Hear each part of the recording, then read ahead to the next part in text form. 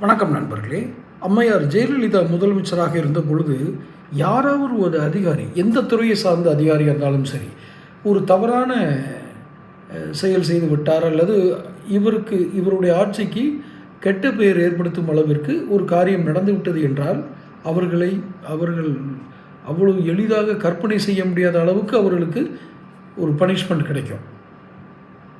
பயப்படுவாங்க, நடுங்குவாங்க.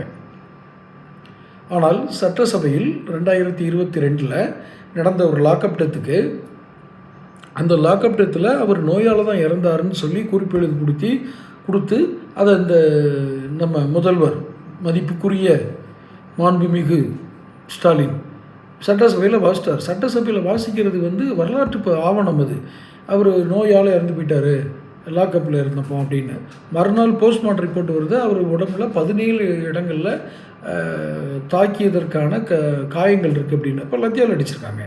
அதுக்கப்புறம் சிபிசிஐடி விசாரணைக்கு நான் உத்தரவிட்டேன்னு சொன்னார். இதை எழுதுனது, இந்த முதலமைச்சருக்கு இந்த குறிப்பை எழுதி கொடுத்தது யார்? அன்னைக்கு டிஜிபியாக இருந்த சங்கர் ஜுவால். மன்னிக்கணும், டிஜிபி கிடையாது, சங்கர் ஜுவால் சென்னை மாநகர கமிஷனராக இருக்கார். அவர் தான் அந்த குறிப்பு எழுதி கொடுக்குறாரு, முதலமைச்சர் வாசிக்கிறார். இந்த சம்பவம் பெருத்த அவமானம் அரசாங்கத்துக்கு. என்ன நடக்குன்னே தெரியாமல் எழுதி கொடுத்து அப்படியே வாசிக்கிறாரு. அப்புறம் இது நடந்த கொஞ்ச நாள்லே இந்த குறிப்பு எழுதி கொடுத்தாரு அந்த சங்கர் ஜுவால் சட்டம் ஒழுங்கு டிஜிபியாக மாற்றப்படுகிறார். காவல்துறை அட்ராசிட்டி எப்படி இருக்கும் பாருங்கள். கொஞ்சம் அட்ராசிட்டி பண்ணுவாங்களா? தப்பு பண்ணால் தண்டிக்கணுன்ற இது இல்லாமல் அவர் பதவி உயர்வு.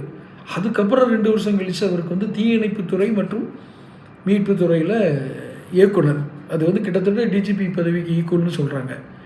இப்படியெல்லாம் இவர் தவறு செய்த அதிகாரிகளை ஊக்குவித்தால் சட்டம் ஒழுங்கு எந்த லட்சணத்தில் இருக்கும்? யாருக்காவது பயம் வருமா அதிகாரிகளுக்கு? இதனால தான் இவருடைய கட்சி மீண்டும் ஆட்சிக்கு வருவதில்லை. திமுக அரசு மீண்டும் ஆட்சிக்கு வருவதில்லை. இன்னொன்று சொல்வதற்கு சற்று கடினமாக இருந்தாலும் அவரை பொம்மை முதல்வர் என்று சொல்வதற்கான காரணம் இதுதான் என்று பரவலான கருத்துக்கள் நிரம்புகிறது. நம்முடைய கருத்து என்பதும் அதை உற்று நோக்குகிறது.